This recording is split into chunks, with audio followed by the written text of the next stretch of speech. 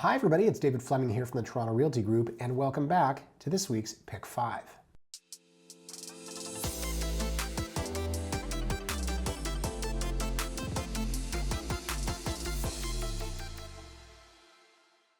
Now this is the first Pick 5 of 2026. Happy New Year, of course. I hope you had a fantastic holiday and that your year is off to a great start.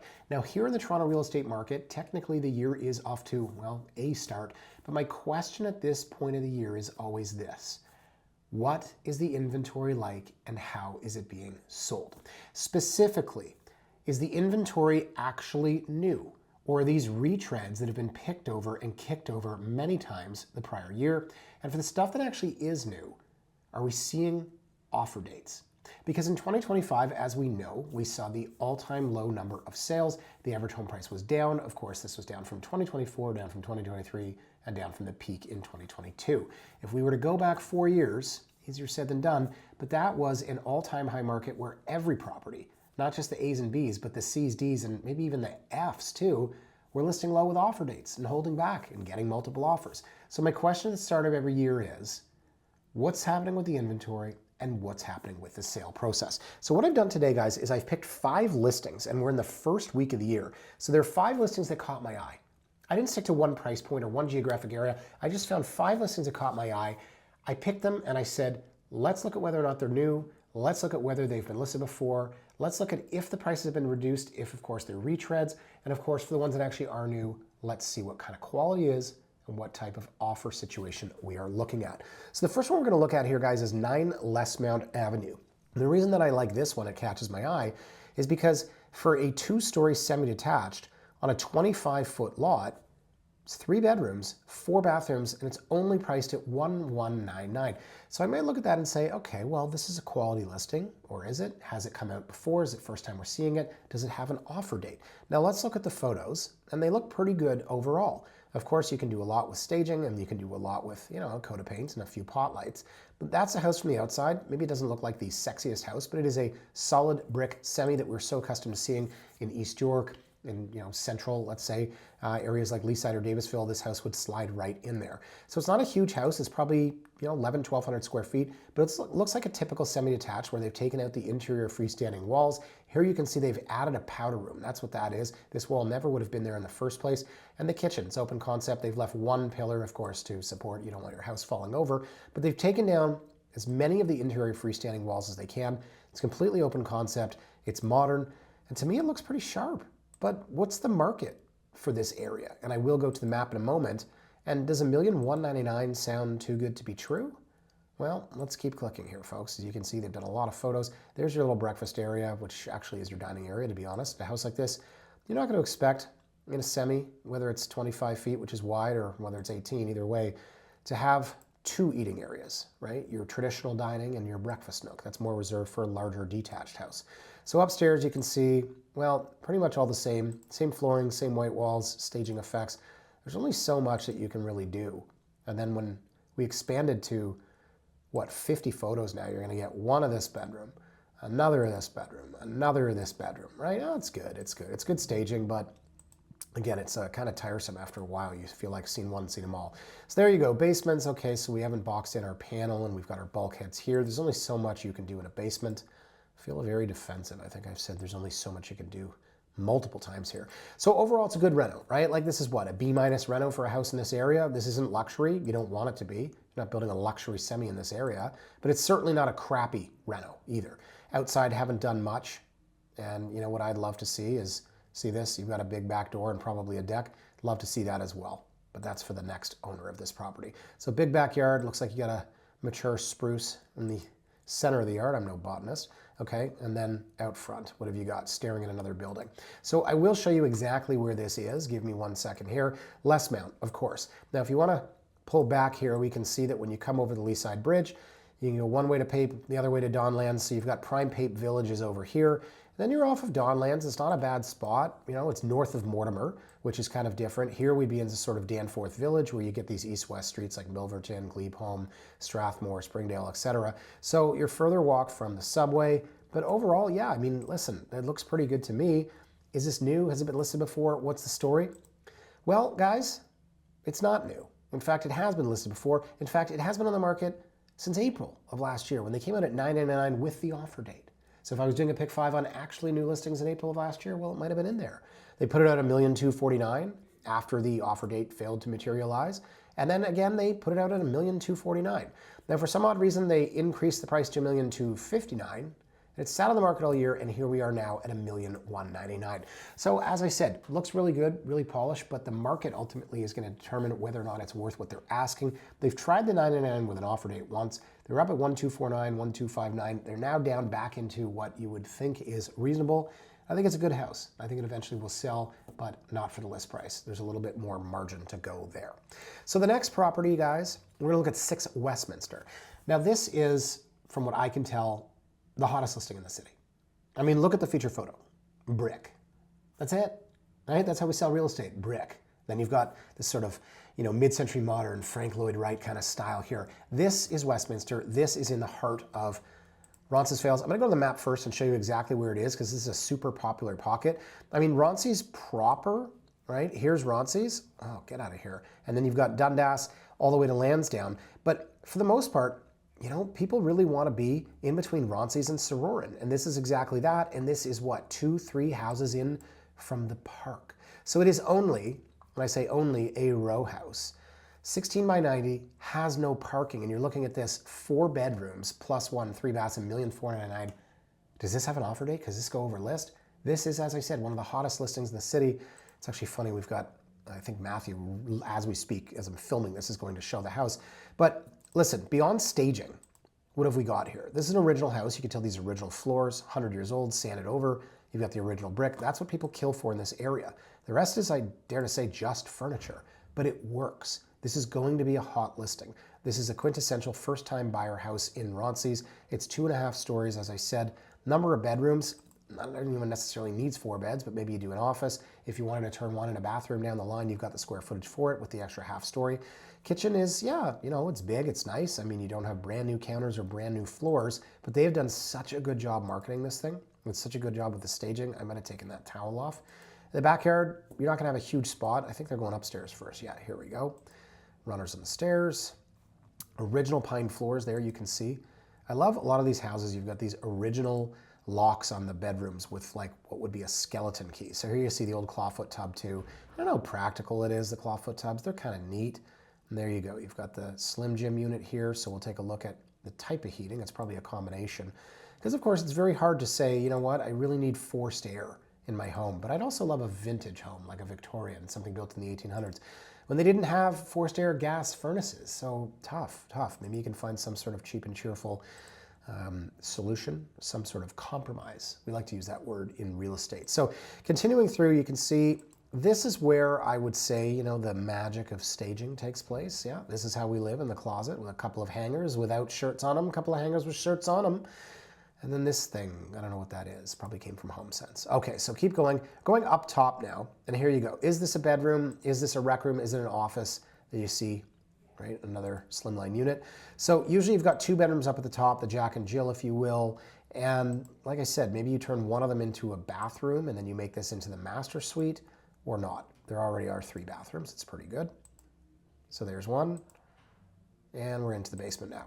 So very good ceiling height for what is an original home. Consider again that in 1880, John Smith and his wife were just storing jars of pickles down here. You didn't really expect to use the basement, but it looks like they've dug it out. And you've got a rec room in case you don't have enough space upstairs, but that's an extra TV room or a kid's playroom if you want. So there's your backyard. So hard selling backyard spaces. There you go. I was just about to say, so hard selling backyard spaces in the dead of winter. I wish they had taken photos in advance of this listing when the backyard looked great.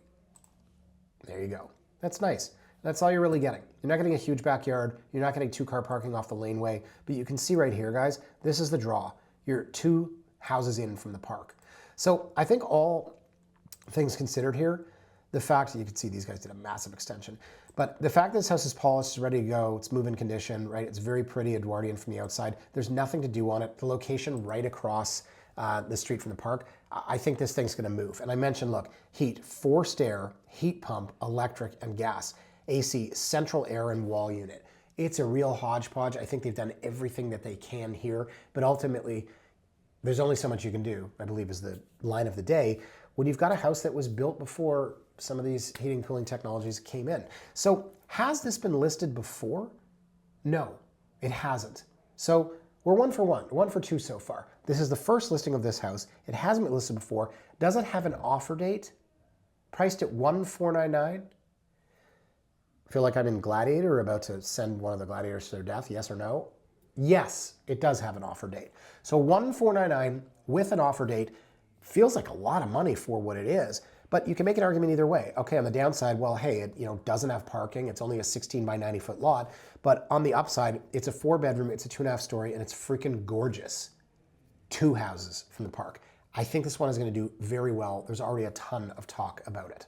All right, so we'll move on to the next house. It's going to be 226 Broadway Avenue. So now we're into Midtown. So the reason this one caught my eye is because it is a detached house on Broadway in Midtown for $1,695,000. $1,695,000. That seems really cheap for a detached house. Is it just a 3-bed, 2-bath? No, it's not. It's a 3-bed, 3-bath. And then you've got, as you can see here, a second upstairs bathroom. So this looks pretty good on paper. Is this listed low? Does this have an offer date? Has this been listed before? Let me go to the map and show you exactly where it is. So steps to Mount Pleasant, and this is in, very, very good, very sought after school districts. It's in Midtown. Now for my liking, I have felt that this area here, Young Egg, extending all the way to Mount Pleasant, has gotten so busy over the last few years, but it remains exceptionally popular, and this price point is entry level. You'd expect for 1.4 to 1.6 to get your typical semi-detached, but this thing here, guys, is a detached on a 25-foot lot for $1,695,000. So let's take a look at the photos. Maybe we're missing something, right? Maybe it's not nice inside, but then, you know what?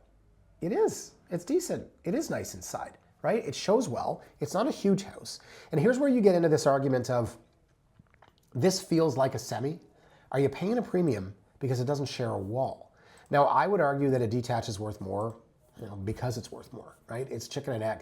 Is it worth more because people pay more for it, or people pay more for it because they've heard that it's worth more?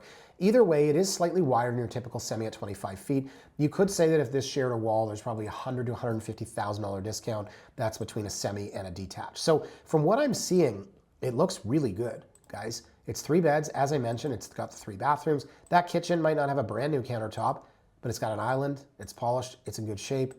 Vanities are fine, right? Downstairs, you've got a basement apartment. So being this close to the subway, there's a lot of demand. And I'm going to typecast and say that, people that rent don't have cars, but, statistics would probably show that. So basement apartment, you can rent this out for probably $2,000 a month. Whoever you're renting to, it's 5 minutes from the subway, 10 minutes maybe. It depends on if you want to run. But that's your basement apartment. And there's your basement bathroom, and here's your deck, and you've got a second deck upstairs, you've got a little backyard. So what's happening with this one, right? I don't know. This one's kind of, I don't know. Does the sonar tubes, God, I remember summer of 2002, me and Chris, who works with me now, ironically, pouring a guy's back deck with these big sonar tubes, drilling this, it was called a hole digger. It's this massive spirally thing pulling all the mud out. You got to dig down 6 feet, pour the sonar tube full of concrete, which we had to mix in a wheelbarrow. That was fun. Maybe I'd rather be doing that right now than this. Yeah, God, those were the days. So this thing kind of reminds me of that. You can tell it's just a bit of an 80s vibe to it. We would do it very differently if we did it today. So what's happening with this one? Let's go to listing history, guys. This one has been on the market for a while. They came out in October at $1,749,000. They dropped to $1,699,000 in October. And then they're at $1,695,000, which is effectively the same price, give or take $4,000 in November. And now they've brought it back out at $1,695,000. So another house that is a relist. This is what we are seeing. And I want to say that a house is worth what someone's willing to pay for it. And I want to say that I believe in the efficient market. If it was worth it, it would have sold. Clearly there's something here, right? It's detached, 25 feet. It's 3 bed, it's 3 bath. There's a reason. Perhaps it's a little bit overpriced. Perhaps there's, difficulties with showings. I don't know. But there's a reason, because on paper, this looks like a really, really good price for this thing. And, maybe some people just don't want the basement apartment. But either way, another property that is a relist. It is a new listing that is not actually new. And that is so common in this market in 2026. 1 week in, right? Okay, so here's another one, 673 Crawford. So I want to show you the map here because we love this area. We are just south of Bloor Street. So here's Christie Pitts. Here's Bickford Park. Someone said, where do you live? you could pick either. I live in Bickford Park. I live in Christie Pitts. Amazing location. So the house itself is only a 15 by 116. And it's a semi-detached 3-story. And it's a 3-bed, 4-bath. And it's 2.25 million. That sounds kind of like a lot of money for a 15-foot lot. But hang on a sec. It's a ton of space and it's brand new. Built new. And take a look here. This is 2 semis that are built together. So they're likely identical on the inside. I don't know if they've sold one and they've moved on to the other. But you've done a lot with a 15-foot lot, pardon the pun. You've got a main floor powder room on the inside. Now they've turned this around. I've lost my bearings. I'm dizzy. It feels like I'm on a cruise ship and I'm in the kitchen. No, so the kitchen looks like it's at the front of the house. Usually you expect to walk into living, dining, and kitchen's at the back. I don't know, George. This kind of feels like, I gotta be honest. I think that is the front there. Okay, so kitchen at the front, which might feel like the middle. Then you've got this open concept staircase. Back to the bathroom again. Getting a sense of the finishes here. Yeah, okay. Big buffet, right? And this to me, right, this built-in here speaks to the fact that maybe the kitchen doesn't have enough storage space. It's very common, people I find aren't looking at kitchens enough. And then some people are just absolutely obsessed with them. It's like either one or the other, like everything else in life. There's such an extreme. But, kitchen's the one thing that people really, unfortunately, look at from an emotional standpoint. They look at the finishes, but they don't necessarily look at the functionality. So good on those guys for doing that big built-in. And it's kind of in the dining room where you'd expect to put the, the dishes you don't use all that often. So upstairs, again, I mentioned there were 3 bathrooms. Very, very vertical house because this is a 3-story. And it's only on that 15-foot lot. So the bedrooms aren't going to be huge, but when you add up the square footage, it is a significant amount. So this is the kind of house and the kind of area that when the market was ripping, you would list this low and you would hold back offers. And that's why I'm so curious to see what the listing strategy is here. Because it's a really nice house. I mean, there's the basement. You can see, I don't want to say they skimped on it. They did broadloom instead of hardwood, but then again, this is probably a 100-year-old foundation. It's going to be a bit rickety. It's going to be hard to level, but it looks like what's happening here. What's happening here? Is this the paint, the drywall, water damage? I don't necessarily know. So then you've got a little deck you're probably never going to use. It's confusing. They just took me from the basement all the way up to the top level. This looks like a guitar case here and a barbecue there. Okay, we're jamming out and we're cooking. There's your 2-car garage split, and that's it. Okay, so very, very nice house. Does this feel like a little, and they're going to list low with an offer date, or does this feel like a lot, and maybe it's a relist? Let's take a look. The big reveal, there you go. They came in at 235 in November. They were on the market for, it looks like, 2 weeks. Then they came in at 225. They were on the market, and here we are about a month and a half later, and we're at 225. So we've gone through 4 properties so far. We had a relist, a fresh listing, a relist, and now a relist. That's a lot. That's a lot. That's 3 out of 4. Carry the 1, slide the abacus, 75%. So let's move on to the last one here, guys. Maybe we'll see something cool. In fact, we are going to see something cool. We're going to see, I mentioned that the one on Westminster was the hottest listing. This is the coolest listing, right?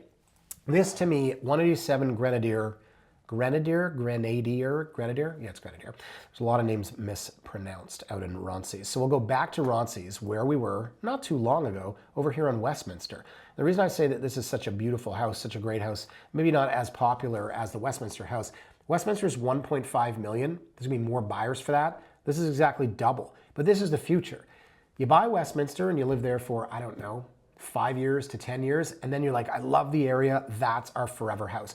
Guys, this is a 27 by 125, 2.5-story, 5-bed, 5-bath. It's, as John Malkovich would say in Rounders, monster. Lays down a monster.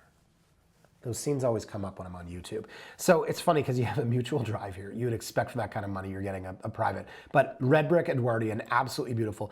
This one's gonna be so nice to walk through it. Let's just go. Marvel. Love the covered porch. Original trim, they've left it beautiful. Love this. Ooh, God, I want a wood-burning fireplace so bad. Somewhere one of you is saying like, oh, the kitchen looks a little dated. I don't think it's dated. It's $3 million. It's beautiful. It's just a lighter wood than you might be accustomed to. But this is gorgeous, right? Tile all the way to the ceiling, right? I like, people are so accustomed to like your typical quartz counter and then your subway tile backsplash. I like this where we go all the way up the wall with a tile that looks, comparable to the countertop. Maybe not necessarily like in the bathroom. You know, you see a lot of these new builds where there's just tile on every square inch. So I really like this kitchen. Opens up to the dining. And you can see, yes, you have radiators. This is a 100-year-old house. I'd say 120, 125-year-old house. There you've got your TV area, powder room, very cool wallpaper, mudroom at the back. This is a monster. This is going to take a while to go through. Okay, so put me on pause. Go pop a bag of popcorn. Orville Redenbacher or Jiffy Pop. I don't know. I like the Orville Redenbacher. Is it a real person? Does it bother you? Like, is Aunt Jemima a real person? I don't know. Was Colonel Sanders? I don't know. Okay, so you got your popcorn. Here we go. So it's a lot of bedrooms, guys. And as I said, it's 3-story. It's 5 bed. It's 5 bath. I know what you're going to say. Like, this isn't really a bedroom. Okay, it's like a narrow office. But it's funny because so often we look at houses that were built over 100 years ago and they're tiny. People were smaller. They required less. And then you see these massive houses, like a 5 bed, 5 bath over 3 stories. It's so curious. You know, I guess back then, even when they were building in the 1800s, they understood some people need bigger, some people need smaller. We're not going to make everything the same. There's a market for everything. So you get down to the basement, you can see here, it looks like maybe this is the bench they've dug out. They've either underpinned or benched. That's a very good ceiling height and a very good basement room for a house that dates back to the early 1900s. They've done a small kitchenette. Looks like they've got the Japanese wet floor here, open concept shower. And so, as I said, you have a mutual driveway that's very common here, but it's wide enough. It's not one of those mutuals that are like, could fit a car. Yeah, if you rip the mirrors off and we're fine scratching the side of your car. This is a wide mutual shared by these 2 houses. And yeah, I think you're fine for parking, especially in this area. There's a lot of street parking here. That's kind of neat. Okay, you're showing us where it is. What else you got? What else you got? That's it. We go back to the beginning. Okay, so $3 million. It's a lot of money, right? There can't be an offer date there. I don't know, 75% of the houses we've seen so far have been relists. What do we think? Well, folks, this is not a relist. This is the first time it's been listed. And yes, there is an offer date. There is an offer date on a $3 million house. Are you kidding me? I'd hold back offers on this. This does not come out very often. If you're looking in this particular area, and so when I say Roncesvalles is sort of on the east side, let's say, of Roncesvalles. This, I don't want to call it High Park. I don't know, to be honest. Parkside Drive. But this is the bigger area of Roncesvalles. This is between Parkside and Roncesvalles itself, where most of the houses are detached, most of the houses are 3 stories, and where I find a lot of people move from their smaller house on the other side of Roncesvalles to this mansion over here. I think it'll get multiple offers. I think you're going to have 2 or 3 bidders that are saying, that's where I want to plant my flag for the next 25 years. And I think it's going to get a really good number. So 5 properties, guys. 5 properties and 3 were relists. The first one we saw in Lesmount had been listed 4 times previously. The one we saw on Broadway had been listed 3 times previously. The one we saw in Crawford had been listed twice previously. 4, 3, 2. Neat. And then we saw 2 of the 5 properties first time listed and have offer dates. So folks, one of the things that I've noticed when I'm looking through new listings, in addition to questioning whether or not they have an offer date, is that probably, I want to say 60 to 70% of everything coming out in the first couple of weeks of January is a relist. So if you are a buyer, you're out there right now, you're turning over stones and you're seeing the same old stuff. If you're a seller, you don't necessarily need to wait until the better weather, till the market gets underway. There's an incredible opportunity right now to compete against a whole bunch of listings that have been on the market over and over and over that a lot of folks aren't necessarily paying attention to. And I think the 2 folks here on Grenadier and on Westminster are going to do exceptionally well. So folks, that is it for this week on Pick 5. Thanks for watching as always. If you want to get Pick 5 emailed to you directly every week, go to torontorealtyblog.com/Pick5 or click on Pick 5 and sign up. We'll send you an email every Thursday when we launch. Thank you for watching as always. Have a fantastic weekend and we'll see you next week. Bye for now.